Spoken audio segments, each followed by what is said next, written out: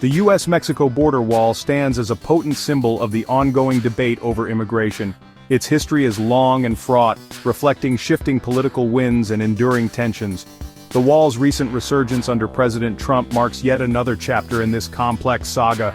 Trump's return to the presidency resurrected the wall as a central policy. This time, it's not just about bricks and mortar, but also about a renewed crackdown on asylum seekers. The wall's construction began in the 1990s under President Clinton, aiming to curb illegal immigration and drug trafficking. President Bush expanded the wall after 9/11, framing it as a national security measure. President Obama halted construction, shifting focus to border security technology and enforcement. President Trump then made the wall a cornerstone of his 2016 campaign, promising to build a big, beautiful wall and make Mexico pay for it. While Mexico refused to fund the project, Trump diverted billions of dollars from military funds to construct sections of the wall during his presidency.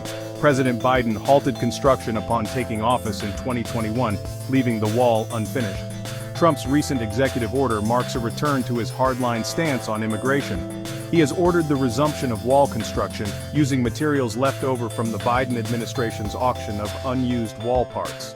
This move has reignited controversy, with critics denouncing it as wasteful and ineffective. The wall's legacy remains deeply contested, a physical manifestation of the complexities and contradictions of U.S. immigration policy. On January 22, 2025, President Trump signed an executive order that sent shockwaves through the immigrant rights community. The order effectively shuts down the US-Mexico border, suspending entry for individuals attempting to seek asylum.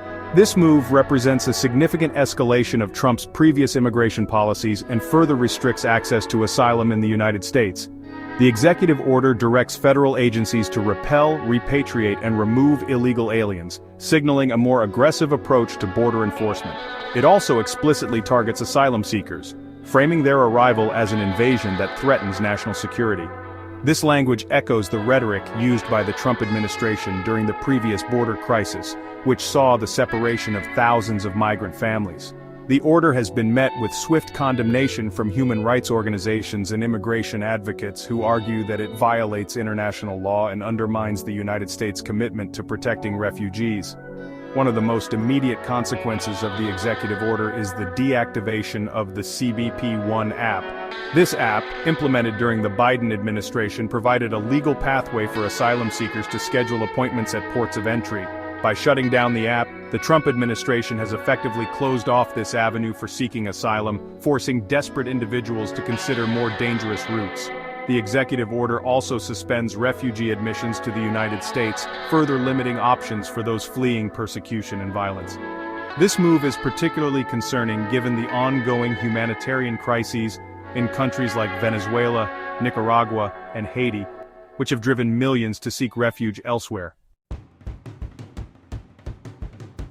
President Trump's executive order has plunged the US-Mexico border into further chaos and uncertainty. The order's immediate impact on asylum seekers is undeniable and heartbreaking. Families and individuals who had pinned their hopes on finding safety and protection in the United States are now stranded, their futures hanging in the balance. The closure of the CBP One app has thrown the asylum process into disarray. Thousands of individuals who had secured appointments through the app are now left in limbo, their cases indefinitely postponed.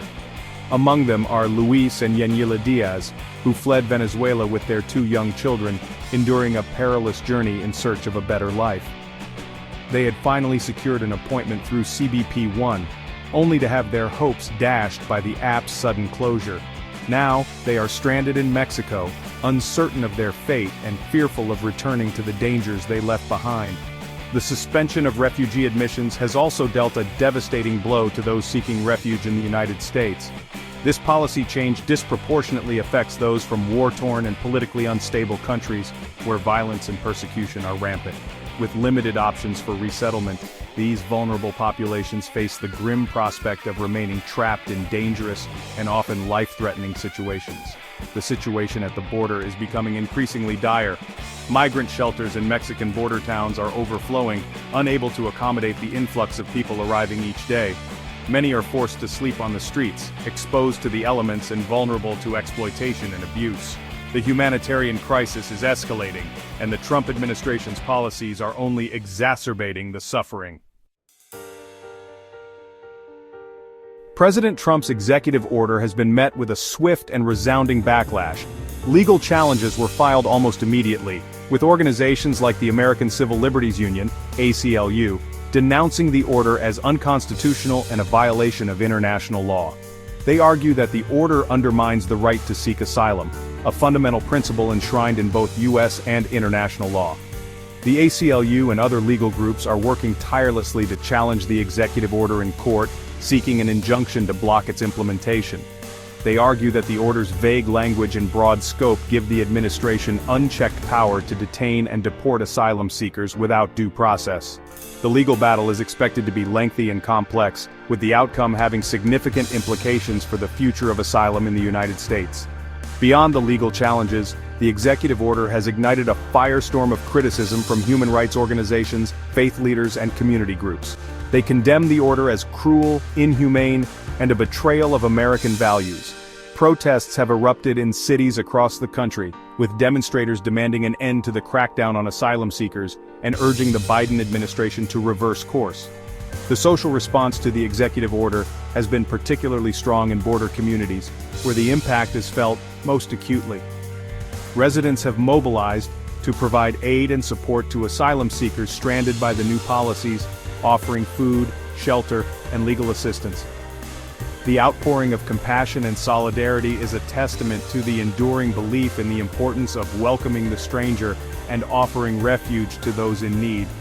Despite the challenges and uncertainties that lie ahead, the fight for a just and humane immigration system continues.